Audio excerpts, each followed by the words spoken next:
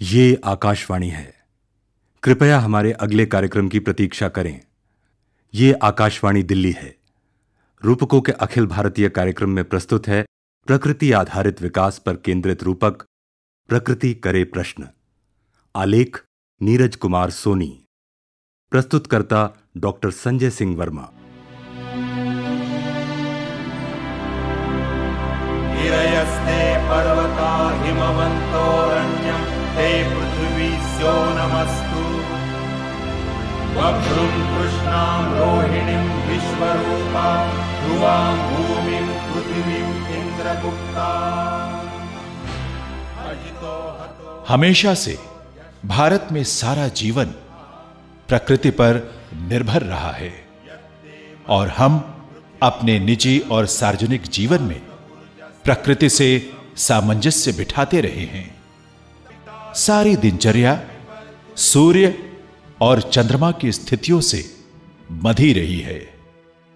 हमारे घर और हमारी इमारतें भी हवा और सूर्य की दिशाओं को समझकर बनाई जाती रही हैं। हमारे पेड़ पौधों और वनों उपवनों की ऐसी व्यवस्था की जाती रही है कि हम जहां भी रहें वहां प्राकृतिक वातावरण बना रहे। लेकिन बढ़ती जनसंख्या के दबाव से प्रकृति के साथ हमारे जीवन का वो सामंजस्य समाप्त होता जा रहा है। प्रकृति के साथ संघर्ष का रास्ता हमें विनाश की ओर ले गया है और आने वाले दिनों में शायद हमारी गलतियां और अधिक नए संकटों को जन्म दे सकती हैं। आज हमारे पास जो हरे भरे झाड़ हैं, पेड़ हैं, ये हमारी पूंजी नहीं है। आज अगर हमारे पास नदियों में अच्छा पानी बह रहा है तो हमारी पूंजी नहीं है। हमारे पूर्वजों ने हमारे लिए ये छोड़ करके गए हैं। अगर उनका पुण्य हमारे काम आता है तो हमारा पुण्य हमारे बाद वाली पीढ़ी के भी काम आना चाहिए।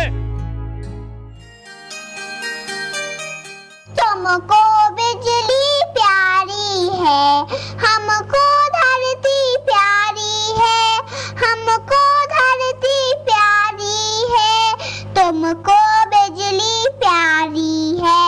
बड़े बांध विनाशक है, बड़ी बांध विनाशक है। हमको हमको हमको जंगल प्यारे हैं, हमको जंगल प्यारे हैं। अब हमारा दैनिक जीवन दिन रात की मर्यादाओं को तोड़ने लगा है। दिन रात की सारी व्यवस्था ही निरर्थक होती चली जा रही है। जीव वैज्ञानिक प्रोफेसर एस सहाय। छोटी छोटी आसपास की जगह में हमें जाना तो हम पैदल भी चल सकते हैं, लेकिन हम नहीं चलते। हम उसमें टू व्हीलर आजकल हर एक के पास है, पैदल चलता कोई नहीं दिखता। तो वहां अगर हम व्हीकल्स को थोड़ा कंट्रोल, या व्हीकल्स ऐसे जो कि इमिट ना करें ज्यादा एग्जॉस्ट, हालांकि यूरो 2 और 3 नॉर्म्स आकर के रोकने की कोशिश की जा रही है, लेकिन फिर भी अभी बहुत काम की जरूरत है, थोड़ी स्ट्रिक्टनेस की जरूरत है। और हर एक इंडिविजुअल जब तक इस बात के बारे में अवेयर नहीं होगा, जागरूक नहीं होगा, तब तक, क्योंकि ज्यादातर ये देखा जाता है कि लोग सोचते अरे नहीं हम तो सेफ हैं, हम सेफ हैं, हम क्या करें, हम क्यों करें। लेकिन ह्यूमन बीइंग कोई भी हो वो सेफ नहीं है। अगर पर्यावरण को हम नुकसान पहुंचा रहे हैं तो वो भी सेफ नहीं है, इतना जान ले। हमारे उद्योग धंधे गांव-गांव में फैल रहे हैं, लेकिन हमारे जीवन की रफ्तार प्रकृति से समरस नहीं हो रही। हमारी इमारतें, घर मकान और शहर कस्बे सब इस तरह बनाए जा रहे हैं कि हमारा जीवन प्रकृति से दूर होता चला जा रहा है। Centre for science and environment के युवा वैज्ञानिक डॉक्टर अविकल सोमवंशी। बिल्डिंग्स तो और बनेंगी ही, तो घर बनना नहीं रुकने वाले हैं, ये बढ़ते रहेंगे। लेकिन घर बनाना और फिर घर को चलाना, इससे पर्यावरण पे और एनवायरनमेंट पे काफ़ी ज़्यादा प्रेशर आता है। तो उसको बैलेंस करने के लिए काफ़ी सारी चीज़ों की ज़रूरत होती है। इसके लिए आपको प्लानिंग की ज़रूरत है और डिज़ाइन की ज़रूरत है। अधिकतर लोग अब एसी चला रहे हैं, क्योंकि जिस तरह की हालत हो रही है वो कूलर से तो काम चलता नहीं है। जब आप एसी चलाते हैं, आप भट्टी के अंदर आप एसी लगाएंगे तो आप सोचिए क्या होगा। ऐसे कल कारखाने खड़े किए जा रहे हैं जिनसे हमारा प्राकृतिक जीवन नष्ट हो रहा है। कल कारखानों में इस्तेमाल होने वाले हानिकारक रसायनों से हवा, मिट्टी और पानी का प्रदूषण बढ़ रहा है।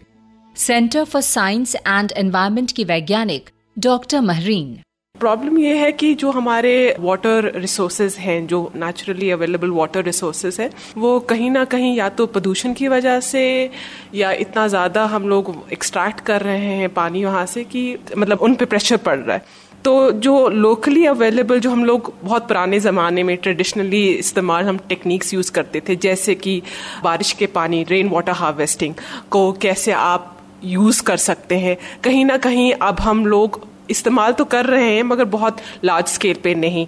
चेन्नई पहला स्टेट था भारत में जहां पर rain water harvesting by law पास किया गया। वैसे ही दिल्ली में भी ये बाय लॉ पास तो हुआ, लेकिन एनफोर्समेंट की प्रॉब्लम आती है कि एनफोर्समेंट नहीं हो रही है। बढ़ती गर्मी, ओजोन परत में बने अंतराल का विस्तारीकरण, भूजल का स्तर गिरना, पहाड़ों पर पेड़ों की कटाई के कारण बढ़ते भूस्खलन, रेगिस्तान का फैलाव और समुद्री तल का बढ़ना कुछ ऐसी ही विनाशकारी प्राकृतिक घटनाएं हमारे सामने हैं। इन सब के कारण जो वस्तु हम तेजी से खोते जा रहे हैं वो है हम सब का स्वास्थ्य। वायु प्रदूषण इस कदर बढ़ गया है कि दिल्ली जैसे महानगर को अक्टूबर 2016 में स्मॉग जैसी स्थिति का सामना करना पड़ा।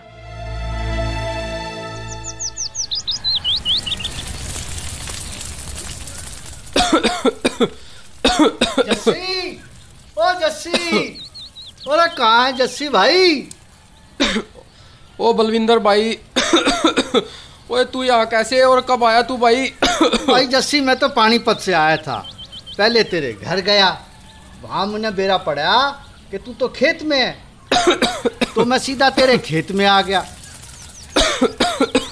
ओए जस्सी, वो तू ये बता भाई, तूने ये अपना के हाल बना रखा है? और तू तो हट्टा कट्टा जवान था, और तुझे ये दमे की बीमारी कैसे लगी? ओए भाई बलविंदर, ये कोई बीमारी नहीं है। इस सीजन में तो हवा में धुआं बढ़ जाता है, इसलिए थोड़ी सी खांसी हो जाती है। इस सीजन में तो ये खांसी सारे गाँव को और सभी को ही हो जाती है। हैं? सारा गांव ने हो जाए? अरे कोई महामारी है क्या? ओ भाई ऐसी बात नहीं है। असल बात यह है कि खेत में धान की फसल के बाद है ना, जो उसकी पराली होती है ना, उसको सभी चारों तरफ उसी का धुआं उड़ जाता है। भाई जस्सी, यह बात मेरी समझ में नहीं आती कि जब पराली तो इतना नुकसान हुआ है तो तुम लोग इसे जलाते ही क्यों हो? अरे इसका कुछ और इस्तेमाल कर लिया करो। ओए बात यह है कि धान की पराली जलाने से तो हमारा तो कुछ जाना नहीं, लेकिन अगली फसल के लिए हमें खाली खेत मिल जाता है, ना कटाई का झंझट ना धुलाई का, और पराली से तो सबको सुविधा रहती है जलाने से। ओ सुविधा के ताऊ, तूने कभी सोचा है कि दूसरे लोगों को इस पराली जलाने से कितना नुकसान हुआ है? अरे इसके धुएं से बीमारी बढ़ती है। तेरे खेत से उठा धुआं कई 100 किलोमीटर दूर बैठे लोगों के लिए जानलेवा बन जाता है। पर तेरे को क्या मालूम कि ठंड से पहले जो तुम ये पराली जलाते हो ना, उसका गुबार बन के ये दिल्ली के शहर पे छा जाता है। भाई देख जस्सी, तू मेरे बचपन का दोस्त है? मैं तुझे और तेरे जैसे अपने सारे किसान भाइयों को दुखी नहीं देख सकता। इसी ने ध्यान में रखते हुए मैंने पराली के बेहतर इस्तेमाल की एक फैक्ट्री लगाई है पानीपत में। देख भाई जस्सी, मैं तुझे पराली से छुटकारा दिला सकता हूँ, और वो भी बिल्कुल मुफ्त में। अच्छा रहा, वो कैसे भाई? जरूर बताओ तो, वो कैसे दिला सकते हो? भाई जस्सी, मैं सारी पराली अपनी ट्रैक्टरों में भर के अपनी फैक्ट्री में ले जाऊंगा, और शहर में इसमें प्लास्टिक मिलाकर इससे कार्डबोर्ड, थैले, पैकिंग का सामान, खिलौने, सजावट का सामान बनाऊंगा, और बाकी बची पराली न गड़ा के उसकी तेरे लिए खाद बना दूंगा। अब तुम्हारी पराली का कबाड़ मेरे लिए सोना बन जाएगा। बोल मंजूर है? हाँ बिल्कुल, क्यों नहीं, मंजूर है भाई, मंजूर है। तू पर निकला वही पुराना कारोबारी जो कबाड़ से पहले भी माल बना लेता था। पर तुझे भी तो जस्सी खांसी से छुटकारा मिल जाएगा और तेरी जमीन भी दूसरी फसल के लिए तैयार हो जाएगी। देखा कितनी बढ़िया बात बताई, निकाल मेरी मजदूरी। वायु प्रदूषण के बढ़ते खतरे के बारे में आगाह कर रही हैं इस क्षेत्र में कार्यरत वैज्ञानिक doctor Shambhavi Shukla. Air pollution की जब बात करें कि एयर पोल्यूशन 2016 में जो बहुत ही तगड़ा एक स्मॉग एपिसोड हुआ था, उसके बाद ही जो गवर्नमेंट जागी है, गवर्नमेंट ने काम करना शुरू किया है, जो कि इतना ज़्यादा नहीं है पर लिमिटेड काम है, पर थोड़ा बहुत काम फिर भी किया है। तो 2017 में जैसे graded response action plan notify हुआ था, उसके बाद कुछ एक्शंस दिल्ली में हुए जिससे थोड़ा बहुत ठीक हुआ ये प्रदूषण, पर उसके बावजूद जो प्रदूषण का स्तर है इस टाइम पे वो इतना ज़्यादा है कि इंडिया में जो लोग रह रहे हैं उनके 2.6 ईयर्स लॉस हो रहे हैं हेल्थ में। मतलब वो 2.6 ईयर्स कम जी पा रहे हैं एयर पोल्यूशन की वजह से। हमारे रहन सहन में प्रकृति की उपस्थिति किसी नए रूप में बनी रहती थी, लेकिन अब हम अपने इस कर्तव्य के बारे में बहुत असावधान दिखाई दे रहे हैं। हमारे रहन सहन में ऐसे परिवर्तन हो रहे हैं जिनसे प्रकृति से हमारा संबंध टूटता चला जा रहा है। जैव विविधता नष्ट हो रही है। यमुना बायोडायवर्सिटी पार्क दिल्ली के वैज्ञानिक डॉक्टर फैयाज खुदसर। हम जब मनुष्यों को देखते हैं तो मनुष्य ने ये ठानी कि हमें अपने को विलुप्त कर लेना है। हमारे आसपास जो जंगल थे उसको खत्म कर दिया, खाद्य श्रृंखला में हमने छेद कर दिया। जब छेद कर दिया तो हवा ठंडी आएगी कि गर्म, ये पता नहीं, तो ये गर्म हवा आ रही है। 2 पांव के जानवर जिसको मनुष्य कहते हैं, उसने हमेशा सोचा कि हम सुप्रीम प्राइमेट्स हैं और हम शायद दुनिया के सारी चीजों को सोच सकते हैं, लेकिन ऐसा वो कर नहीं पाया। सांस लेने के लिए हवा नहीं बना सकता, पानी नहीं बना सकता, उसके लिए जैव विविधता पे उसे निर्भर रहना पड़ेगा। वो आपके जीवन के लिए आवश्यक है, उसे बचाएं तभी आप बचेंगे। सुनी है घर की बगिया, द्वार पड़ा है खाली, आओ ना आबाद करो फिर से वही खुशहाली। देंगे हम अब तिनके, देंगे अब हम तिनके, करते हैं ये सच्चे वादे। बुनो घोंसले बुनकारी की कला सिखाओ, आ जाओ ना। कहाँ गई गौरैया रानी, लौट के आओ, आ जाओ ना। हम अपनी उचित अनुचित सभी जरूरतों के लिए संसार की सभी वस्तुओं और संसार के सभी प्राणियों का महत्व इसी बात से तोलते हैं कि हमारे लिए उनका कोई उपयोग है या नहीं। हमने प्रकृति का अंधाधुंध शोषण किया। सदियों से संचित ऊर्जा के साधन अंधाधुंध खर्च करने शुरू कर दिए। अर्थशास्त्री डॉक्टर बजरंग लाल गुप्ता। प्रकृति का शोषण नहीं, प्रकृति का दोहन हो, उसका ठीक प्रकार से उपयोग देश की और समाज की आवश्यकताओं की पूर्ति के लिए हम कर सके। आर्थिक संरचना को बदलना पड़ेगा। ग्राम संकुल आधारित विकेंद्रित अर्थतंत्र बनाना पड़ेगा। अभी क्या सेंट्रलाइज है, बड़े बड़े कारखाने हैं, तो बड़े बड़े कारखाने तो पोल्यूशन ही देंगे, बड़े बड़े कारखाने तो बेरोजगारी बढ़ाएंगे। इसलिए हमारा अर्थतंत्र डिसेंट्रलाइज होना चाहिए। छोटे छोटे उद्योग आसपास के गांवों की आवश्यकताओं की पूर्ति के लिए होना चाहिए। वहीं से हम रॉ मटेरियल लें और वहीं के लोगों के माध्यम से उत्पादन कर उनकी आवश्यकताओं को पूरा करें, तो कॉस्ट ऑफ प्रोडक्शन बचेगा। आने जाने में समय खराब होता है, वो बचेगा। कुछ दूसरे लोग प्राकृतिक साधनों के घटते चले जाने को लेकर चिंतित हैं। रसायनों ने मिट्टी की उत्पादकता को नष्ट कर दिया है। वनों के कटने से पानी का अकाल सा पैदा हो गया है।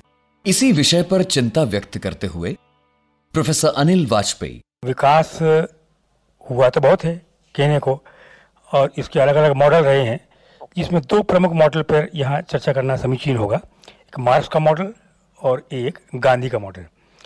मार्क्स का मॉडल 20वीं शताब्दी की सबसे बड़ी विफलता कहा जाएगा। आखिरकार उनको 70-80 बरस मिले, लेकिन मनुष्य का मन वो नहीं बदल पाए। अवधारणा ये थी कि भौतिक परिस्थितियां बदलने से मन बदलता है। गांधी का इसमें योगदान ज़्यादा समीचीन है, जिन्होंने मन बदलने पर जोर दिया। गांधी का कहना यह था कि सारे मनुष्यों के लिए पृथ्वी के पास विपुल है, लेकिन एक अकेले मनुष्य का लालच पूरा करने के लिए पृथ्वी के पास चीज़ें कम पड़ जाएंगी। तो हमें ये देखना चाहिए कि विकास का जो मॉडल पश्चिम से हमने लिया और हमारा जो अपना मॉडल था, हमने अपनी परंपरा को तो सिरे से छोड़ दिया और गांधी को तो लगभग हमने विस्मृत ही कर दिया। गांधी का मॉडल अभी भी अगर हम अख्तियार करें तो विकास अंतिम व्यक्ति तक पहुंचना चाहिए, ऐसा गांधी चाहते थे, लेकिन ऐसा क्या हो रहा है? भारत द्वारा अपनाए गए विकास के मॉडल के बारे में वरिष्ठ प्रसारण कर्मी और लेखक मार्क टली: मेरे ख्याल में जितना विकास हुआ भारत में अभी तक, वो विकास प्रकृति के खिलाफ था। इसलिए पोल्यूशन, क्लाइमेट चेंज पैदा हुए। और मेरा ख्याल है कि भविष्य में दूसरे रास्ता अपनाना चाहिए विकास के लिए। भारत के लिए कैसा मॉडल होना चाहिए, बता रहे हैं अर्थशास्त्री बजरंग लाल गुप्ता। द्वितीय पंचवर्षीय योजना में नेहरू मौलानविस मॉडल आया। वास्तव में तो वेस्ट के मॉडल्स की कॉपी ही था। ज़्यादा से ज़्यादा उपभोग और उसको पूरा करने के लिए ज़्यादा से ज़्यादा उत्पादन, उसके परिणाम स्वरूप होने वाली जीडीपी में वृद्धि, इसी को विकास का अर्थ मानते हैं। मैंने पिछले कुछ वर्षों से सुमंगलम की संकल्पना दी है। सुमंगलम में मैंने ये बताने का प्रयत्न किया है कि मल्टी डायमेंशनल कॉन्सेप्ट है। जब हम किसी देश के मंगल की चर्चा करेंगे तो उसमें आर्थिक पक्ष ही नहीं आएगा, आर्थिक पक्ष भी आएगा, पर सांस्कृतिक पक्ष भी आएगा, सामाजिक पक्ष भी आएगा, राजनीतिक व्यवस्था का प्रश्न भी आएगा, पर्यावरण की रक्षा का सर्वाधिक महत्वपूर्ण आएगा। तो 4-5 बातों की गारंटी देनी पड़ेगी। पहला, सबको रोटी। रोटी का अर्थ है जीवन की अनिवार्य आवश्यकताओं की पूर्ति की गारंटी। सबको स्वास्थ्य मिलना चाहिए सबको। ऐसे ही सबको समाजोपयोगी शिक्षा के समान अवसर देने पड़ेंगे और वो समाज के लिए उपयोगी होनी चाहिए जिसकी आवश्यकता है। और चौथा, जो अंतिम बात मैंने कही है, वो सबको रोजगार। हम तथाकथित ग्रोथ तो हो रही है, पर उतनी ज्यादा में बेरोजगारी बढ़ रही है।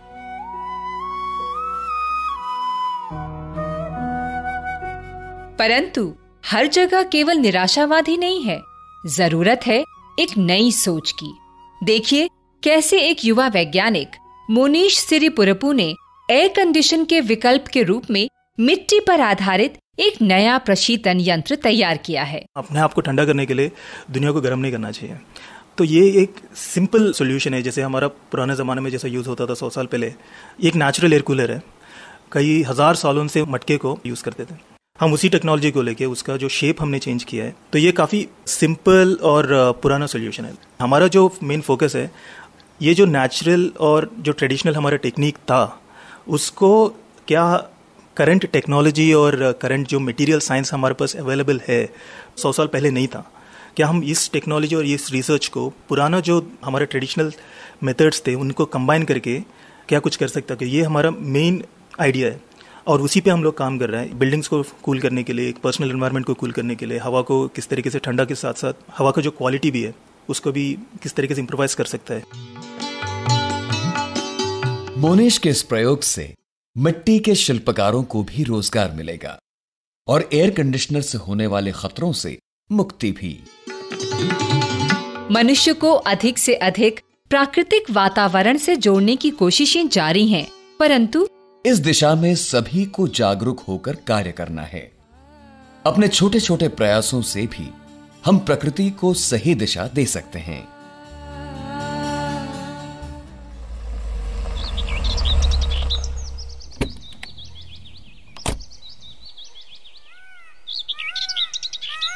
सिंह साहब नमस्कार। अरे गुप्ता जी, क्या बात है भाई। बस ठीक। अरे साथ में रेखा भाभी भी। अरे वाह, धन्य भाग हमारे जो आप हमारे रिजॉर्ट में पधारे। आज सवेरे जरूर किसी भाग्यवान का मुंह देखा था जो आपके दर्शन हुए। क्या बात है भाई जी। अरे भाई, अरे कुछ जलपान लाओ, हमारे देवता पधारे हैं। देखिए भाई साहब, नाश्ता पानी करेंगे बाद में। पहले हम आपका रिजॉर्ट देखेंगे। बहुत तारीफ सुनी है इसकी। देखिए भाभी जी, अब इसमें हमारा तो कुछ भी नहीं है। ये सब तो आपके गुप्ता जी की मेहरबानी है। भाई साहब, न ये हमसे पत्थर खरीदने राजस्थान आते, न हमें सलाह देते, न ये रिजॉर्ट बन पाता। सिंह साहब, ऐसी बात नहीं है। अरे मैं तो... अरे गुप्ता जी, बात तो ऐसी ही है। भाभी जी जी, आपको याद होगा कि कई साल पहले अपने मकान के लिए गुप्ता जी हमसे पत्थर की रोड़ी लेने राजस्थान आए थे। जी जी जी जी जी। अब बात बात में पूछ बैठे थे कि भाई ये पत्थर खोदने के बाद नाकारा बची जमीन का हम क्या करते हैं। हमने भी बता दिया कि कुछ नहीं करते। पत्थर निकलने के बाद जमीन में बड़े बड़े गड्ढे हो जाते हैं। इस जमीन पर अब कुछ नहीं हो पाता, इसलिए जमीन यूं ही पड़ी रहती है। और गुप्ता जी तो ठहरे टाउन प्लानर। क्या कहा था आपने गुप्ता जी? अरे मैंने कहा था कि आपको स्थानीय निकायों से मिलकर शहर का सारा कचरा इन खाइयों में भरवा देना चाहिए। ऊपर से मिट्टी डालकर उसे समतल करवा देना चाहिए। इसके बाद इस जमीन का खेती के लिए आसानी से इस्तेमाल हो सकेगा। लेकिन सिंह साहब, आप तो उससे भी बहुत आगे निकल गए। हाँ भाभी जी, सबसे पहले तो सस्ते में मैंने ये जमीन खरीद ली और समतल जमीन के इनके आइडिया से आगे बढ़कर हमने इस जमीन पर टूरिस्ट रिजॉर्ट बना दिया। इस पूरे इलाके में हमने सैकड़ों पेड़ लगा दिए, हरा भरा पार्क विकसित कर दिया। पत्थरों की खदान में भराव कराने से पहले मैंने कई जगहों पर गहरे कुएं बनवा दिए थे। अच्छा। अब बरसात में यहाँ आसपास जो भी थोड़ी बहुत बारिश होती है ना, उसका पूरा पानी बहकर इन कुओं में भर जाता है। और इसी पानी से हम इस पूरे इलाके को साल भर हरा भरा रखते हैं। वाह भाई साहब वाह, विकास हो तो ऐसा जो पत्थरों में भी फूल खिला दे और वीराने में भी रिजॉर्ट बना दे।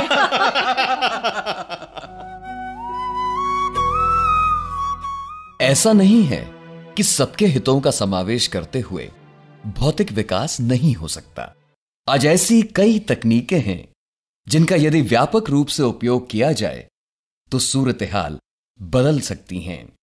युवा वैज्ञानिक डॉक्टर अविकल सोमवंशी कुछ ऐसे ही तकनीक पर काम कर रहे हैं।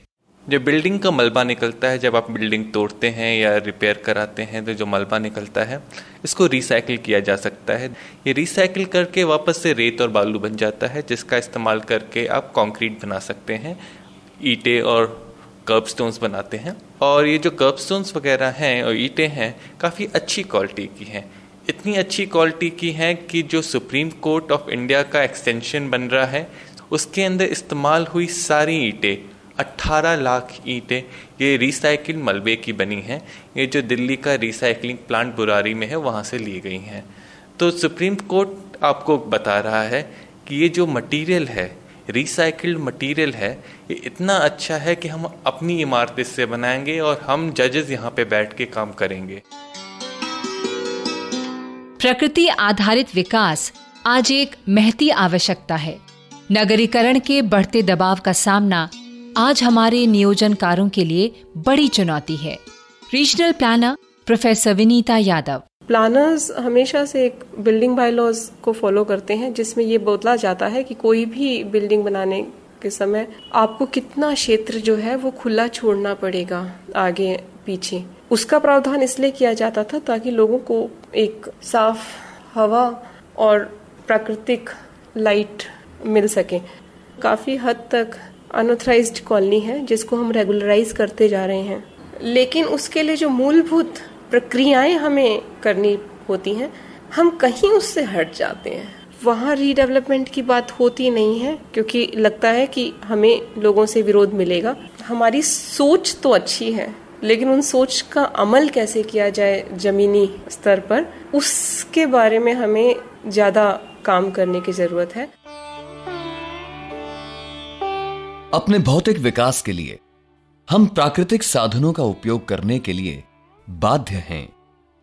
हमें सिर्फ यही मर्यादा बांधनी होगी कि प्राकृतिक साधनों का इस्तेमाल करते हुए हम अनुचित रूप से उसका व्यय न करें। बजरंग लाल गुप्ता। पहला काम करना पड़ेगा हमको, तकनीक, टेक्नोलॉजी, उत्पादन प्रक्रिया, इसको बदलना पड़ेगा। इसके केंद्र में पर्यावरण आएगा, प्रकृति आएगा। हमारी तो संपूर्ण परंपरा में प्रकृति के प्रति मातृवत दृष्टि रखने की बात कही, देववत दृष्टि रखने की बात कही। तो ऐसी कोई टेक्नोलॉजी भारत को स्वीकार्य नहीं हो सकती जिसमें प्रकृति का शोषण हो।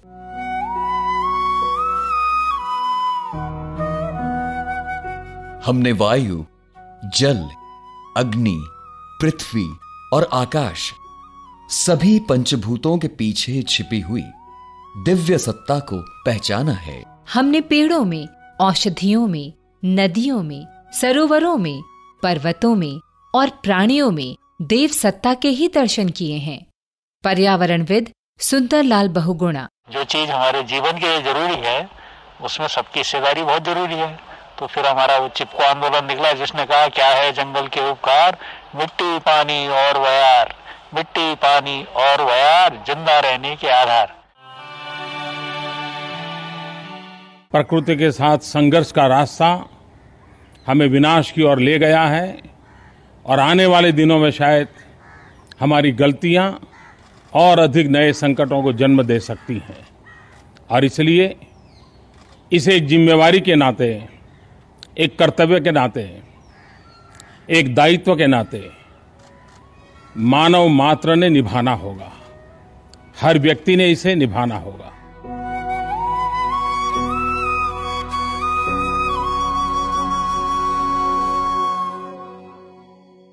प्रकृति करे प्रश्न रूपकों के अखिल भारतीय कार्यक्रम में प्रकृति आधारित विकास पर केंद्रित ये रूपक अभी आपने सुना। आलेख नीरज कुमार सोनी, वाचक स्वर राजश्री त्रिवेदी, मनोज माइनकर और जैनेन्द्र सिंह, नाट्यांश स्वर अभिनय श्रीवास्तव, भीम प्रकाश शर्मा, संगम सुजाता रथ, मिलिंद देशपांडे और बेबी संजना, नाट्यांश साभार अशोक अग्रोही, प्रस्तुति सहयोग धीरज सोनी और हरमनप्रीत सिंह, प्रस्तुतकर्ता डॉक्टर संजय सिंह वर्मा। केंद्रीय हिंदी रूपक एकांश द्वारा तैयार यह कार्यक्रम आकाशवाणी के दिल्ली केंद्र द्वारा प्रसारित किया गया। आपको यह कार्यक्रम कैसा लगा? आप अपनी प्रतिक्रिया हमें ईमेल chfu76@gmail.com पर दे सकते हैं। मेल एक बार पुनः नोट करें, chfu76@gmail.com।